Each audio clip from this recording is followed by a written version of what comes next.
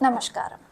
आज की वीडियो में बात करने वाले हैं कि एसएससी स्टेनो 2025 का एग्ज़ाम जो है वो बहुत नज़दीक आ चुका है और इस टाइम पे सबसे ज़्यादा यही डर बना रहता है कि हमें कोई इंपॉर्टेंट टॉपिक्स बता दे ताकि हम उसी के ऊपर फोकस कर लें।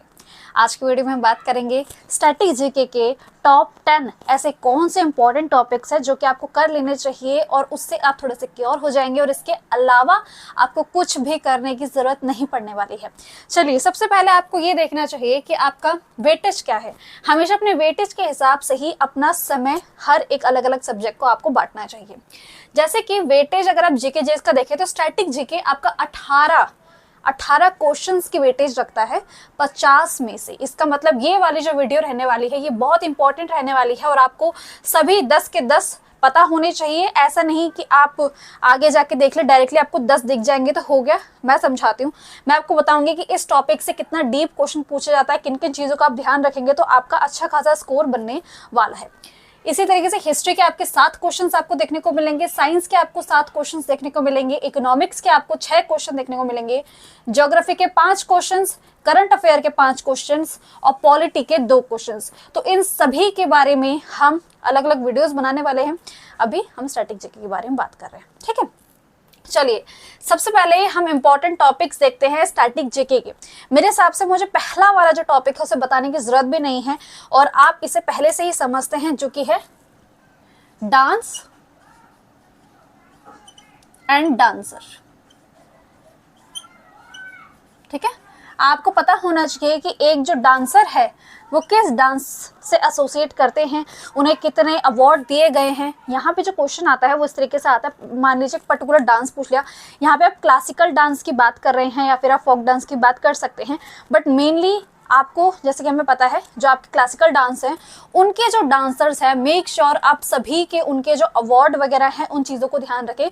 उनके इंपॉर्टेंट लाइफ इवेंट जो भी रहे हैं या अभी हाल ही में अगर कोई एक्सपायर हुए हैं, आपको इन सारी चीज़ों के बारे में पता होना चाहिए। यहाँ से आपको क्वेश्चन बहुत आसानी से देखने को मिल जाता है। तो डांस एंड डांसर के ऊपर आप इन चीज़ों का जो है वो ध्यान रखने वाले हैं। नेक्स्ट आपका आता है इंस्ट्रूमेंट एंड म्यूजिशियन। यहाँ से भी क्वेश्चन देखने को मिलते हैं और स्टूडेंट इसको बहुत ज़्यादा नेग्लेक्ट करते हैं और इसी वजह से एसएससी स्टेनो के अंदर 50 में से 30 स्कोर कर पाने में बहुत मुश्किल हो जाता है। मैं आपको समझाती हूँ, इसके अंदर आपको हर एक तरह के इंस्ट्रूमेंट के बारे में पता होना चाहिए। मेनली जो फेमस है एटलीस्ट उनके बारे में पता करो, उनके म्यूजिशियन के बारे में पता करो, वो म्यूजिशियन कितने साल से हैं, उनको कितने अवार्ड मिले हैं। मैं ये जो चीज़ आपको बता रही हूँ आपको कोई नहीं बताएगा। आप सिर्फ ये याद रखोगे क्लासिकल डांस यही फेमस डांसर है, नहीं, फेमस डांसर का भी क्या बैकग्राउंड है, उन्हें कौन से अवार्ड मिले, ये भी आपको पता होना चाहिए, क्योंकि यहाँ से भी आपका जो क्वेश्चन है वो बन के आपको देखने को मिलता है। उसके बाद एक आता है हमारा सबसे टफ टॉपिक, मैं इनको गिनती हूँ उसे मैं बुक एंड ऑथर। मैं इसे टफ में इसलिए गिनती हूँ, देखो इसकी वजह क्या है ना, इतनी सारी बुक्स निकलती हैं यार। ये बुक एंड ऑथर ना आपकी किस तरीके से पूछी जाती है। स्टैटिक जीके का पोर्शन बताऊँ तो देखो, कभी कभी अगर आप नॉर्मल की बात करो, हिस्ट्री की बात करो, तो हिस्ट्री के अंदर पूछ लेगा कि भाई एंशिएंट हिस्ट्री की क्या बुक्स थी, मेडिवल हिस्ट्री की क्या बुक्स थी। और अगर स्टैटिक में पूछेगा तो पूछेगा हाल ही में कौन सी फेमस बुक्स निकली है। तो ये जो बुक एंड ऑथर का जो टॉपिक होता है इससे स्टैटिक और वहाँ पे मर्ज नहीं किया जा सकता।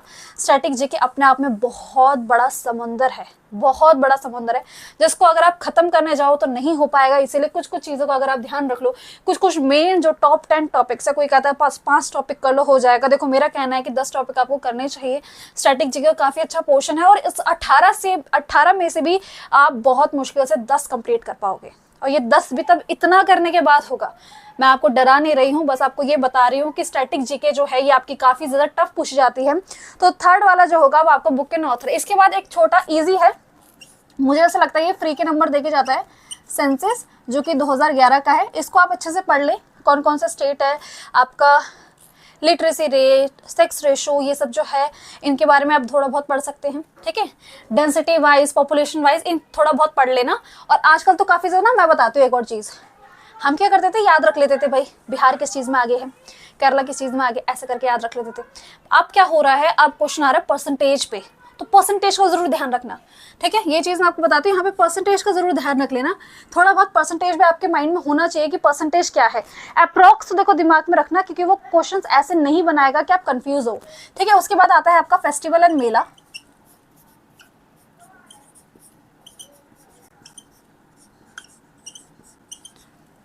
हाल ही में आपका महाकुंभ हुआ था, बता रही हूँ, महाकुंभ के बारे में पढ़ लेना अच्छे से, ठीक है।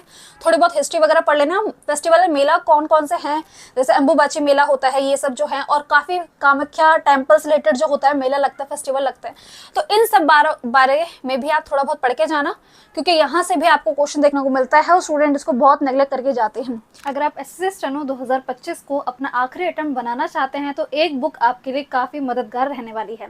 ये बुक आपकी दिशा पब्लिकेशन की तरफ से आती है, ultimate guide to SSC steno grade C and grade D exam with previous year questions, जो कि 2017 से लेके 2024 तक के आपको सभी क्वेश्चंस देखने को मिलने वाले हैं। इसके अंदर आपको अल्टीमेट गाइड दिया जाएगा, चैप्टर्स के हिसाब से आपको थ्योरी प्लस उसके साथ आपको एक्सरसाइज के question including previous year paper. मतलब कि अगर कोई स्टूडेंट है जो सिर्फ एक बुक लेना चाहता है और चाहता है कि मैं एक बुक के ऊपर फोकस करना चाहता हूँ ये बचे हुए कुछ समय में, तो आप इस बुक की तरफ जा सकते हैं। मैं आपको समझाती हूँ इसके अंदर आपको क्या क्या मिलने वाला है। तो आपको 46 चैप्टर्स देखने को मिलेंगे और इसके अंदर 3000 से भी ज़्यादा आपको MCQs देखने को मिलेंगे, इंक्लूडिंग इसके अंदर प्रीवियस ईयर क्वेश्चन भी आपको देखने को मिलेंगे 2017 से लेके 2024 तक का। बिल्कुल लेटेस्ट एडिशन है, क्योंकि इसके अंदर 2024 को भी ऐड किया गया है, और अगर आप 2025 के लिए बहुत सीरियस है तो आपको इस बुक को जरूर लेना चाहिए।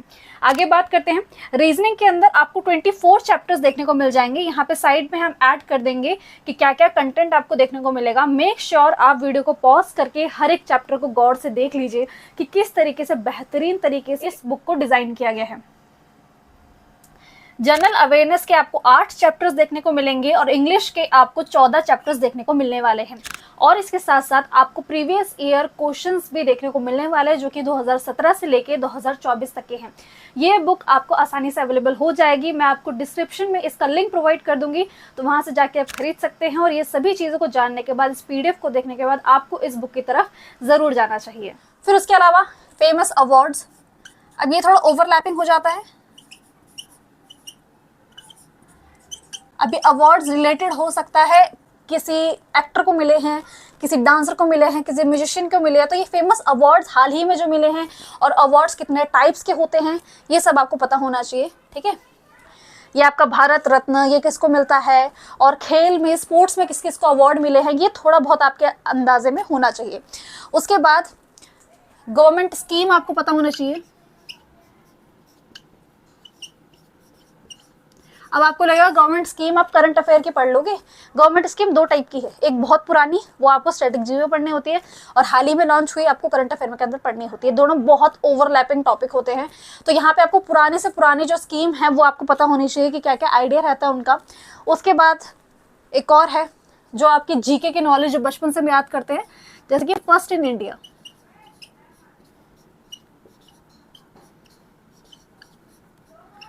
तो फर्स्ट इन इंडिया के अंदर तो आप ये ल्यूसेंट वगैरह फॉलो कर सकते हैं इसके लिए, वरना मैं बाकी भी आपको चीज़ें समझाऊंगी। उसके आगे बात करते हैं, फर्स्ट इन इंडिया कर लेना, फिर कर लेना टेम्पल्स,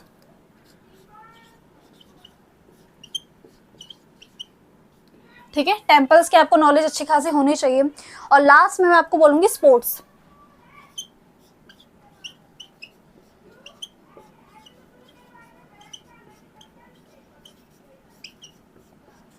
मैं GK डाल रही हूँ, ठीक है। स्पोर्ट्स रिलेटेड जो भी जनरल नॉलेज की चीज़ें होती है, कौन सा गेम होता है, उसमें क्या होती है, उसकी पिच कितनी होती है, कितने प्लेयर्स होते हैं, ये सारी चीज़ों के बारे में पता होना चाहिए। MTS लेवल का एग्जाम नहीं है कि बहुत इजी पूछ लेगा। खैर अब तो MTS में भी टफ पूछने लग गया है, बट मैं यहाँ पे आपको कहूँगी कि इसके अंदर भी आपको बहुत पढ़ना पड़ेगा। तो यही 10 के 10 टॉपिक है जिनके ऊपर आपको ध्यान रखना है। बाकी मैं कहूँगी किसी भी चीज़ के ऊपर ऐसा ध्यान रखने की जरूरत नहीं है। स्टैटिक GK में इनको कर लोगे, इन्हीं को ख़त्म करने में बहुत बहुत बहुत समय लगने वाला है, और इनको ख़त्म करने के बाद भी आप इस श्योरिटी में नहीं रह सकते कि आपका पूरा कंप्लीट होगा। यहाँ पे भी डाउट है कि नहीं हो सकता है, कुछ चीज़ें छूट ही जाएंगी। इसलिए मैं कहूँगी कि टॉपिक नोट कर लीजिए, अच्छे से रिसर्च कीजिए क्या क्या टॉपिक है। स्टैटिक GK प्रीवियस ईयर के ऊपर ध्यान रखते रहिए कि प्रीवियस ईयर में क्या पूछा गया, कैसे पूछा गया, इन चीज़ों का आपको ध्यान रखना होगा। एंड मैं ये कहूँगी, अगर आप इस चीज़ से डर रहे हैं कि भाई GK कैसे पढ़नी है, क्या पढ़नी है, हमें नहीं पता है, तो आप मेरा बैच ले सकते हैं। GK फाउंडेशन बैच आपको देखने को मिल जाएगा मेरे एप्लीकेशन के ऊपर। GK फाउंडेशन बैच देखने को मिलेगा, ये आपको 325 रुपये में देखने को मिलेगा। तो वहाँ पे जाके आप चीज़ें पढ़ सकते हैं, वहाँ पे हम नोट्स प्रोवाइड करते हैं, तो डायरेक्टली वहाँ से भी आप चीज़ें पढ़ सकते हैं। उसका लिंक जो है मैं पिन कमेंट प्रोवाइड कर दूंगी, वहाँ पे जाके आप चेक कर सकते हैं। यहाँ पे हम इस वीडियो का एंड करते हैं, मिलते हैं फिर किसी नेक्स्ट टॉपिक के साथ।